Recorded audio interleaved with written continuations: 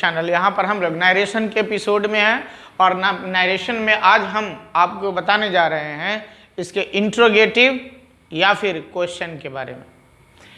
Interrogative जो होता है वो दो प्रकार के होते हैं नरेशन में, एक जो हेल्पिंग वर्ब से शुरू होता है और दूसरा जो WH क्वेश्चन से। हेल्पिंग वर्ब आपको शायद पता है, पता नहीं है तो मैं बता देता हूँ। हेल्पिंग वर्ब टोटल होते हैं 24।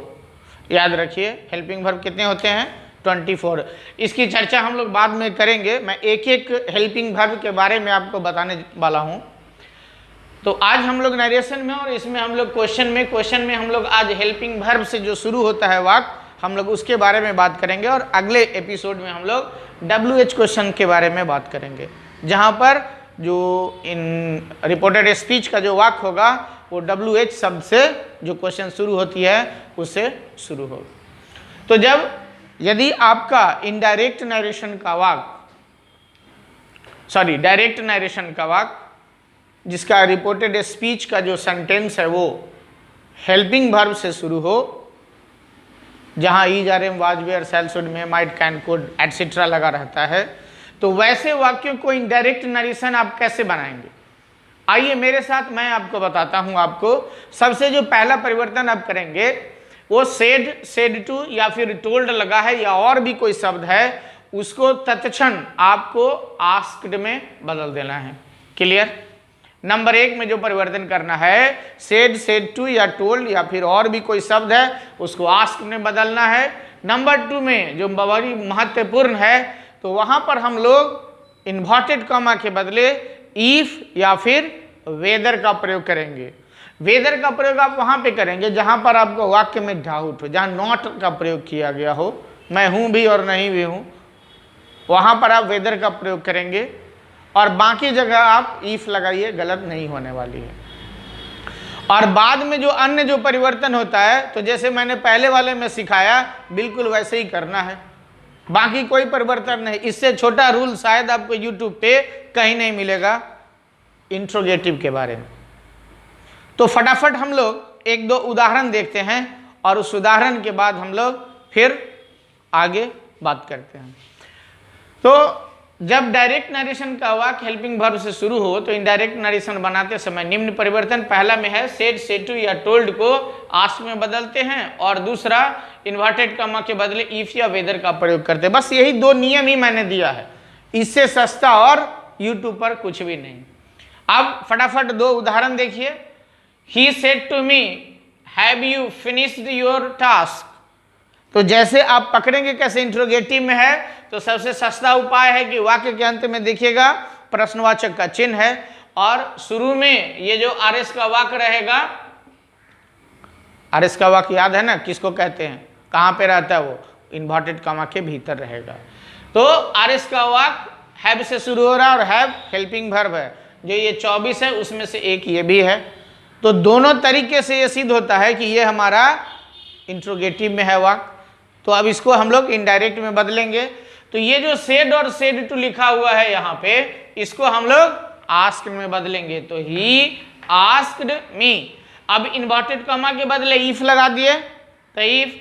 अब पकड़िए कि RS के वाक्य में हेल्पिंग वर्ब के बाद कौन सा सब्जेक्ट लगा हुआ है, तो हाँ यू है। यू के लिए आपको मैंने ऐसा बॉक्स पहले भी बनाया था और आज भी बना के बता दे रहा हूं।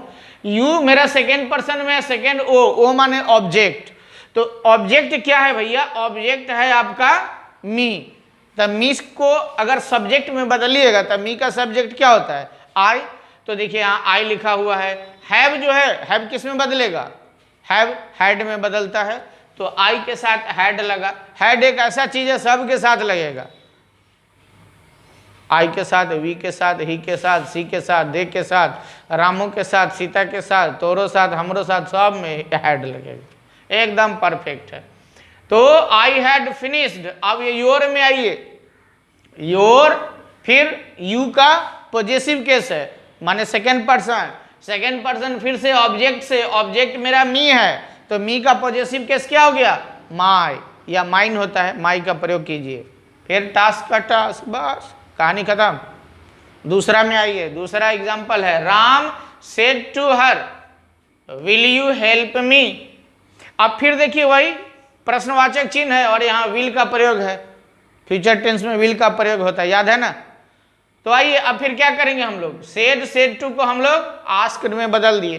तो Ram asked her if, inverted comma के बदले इफ, और फिर यू है सेकेंड पर्सन, बदलेगा ऑब्जेक्ट से, ऑब्जेक्ट माने हर का सब्जेक्ट क्या होगा, सी हो गया सी। अब विल को बदलना है आपको, भैया विल का वुड होता है पास्ट में, तो विल का हो गया वुड हेल्प, और ये मी है, मी हो गया फर्स्ट पर्सन में, आई का ऑब्जेक्ट मी। तो यहाँ क्या लिखा हुआ है, फर्स्ट पर्सन बराबर एस बराबर सब्जेक्ट, तो सब्जेक्ट मेरा राम है, मी बदलेगा राम से, राम माने लड़का माने ही, तो ही का ऑब्जेक्ट क्या होगा, हिम, तो देखिए हिम। क्लियर। अब इससे ज्यादा विस्तार क्या होगा, तो YouTube पे इससे अच्छा आपको कहीं पे कोई वीडियो नहीं मिलेगा जो इंट्रोगेटिव के बारे में इतना विस्तार से आपको बताया होगा। तो अगर इसी प्रकार का और भी वीडियो चाहते हैं जहां इंपेरेटिव आएगा, ऑप्टेटिव आएगा, एक्सक्लामेटरी सेंटेंस का वाक्य आएगा, तो काइंडली हमारे चैनल को सब्सक्राइब कीजिए, हाँ शेयर करना मत भूलिए, क्योंकि बहुत हमारे देश में ऐसे भी विद्यार्थी हैं जिनके पास कैपिटल का अभाव है, नहीं तो सरकारी में काहे पढ़ता वो भी आपके जैसे फर्स्ट क्लास स्कूल में पढ़ता। तो वैसे बच्चों तक हमारे इस चैनल को पहुंचाइए जहां से कि वो बहुत सारा मटेरियल ले सके और अपने लाइफ को उज्जवल बना सके, ये आपका भी ड्यूटी है। Thank you very much for watching.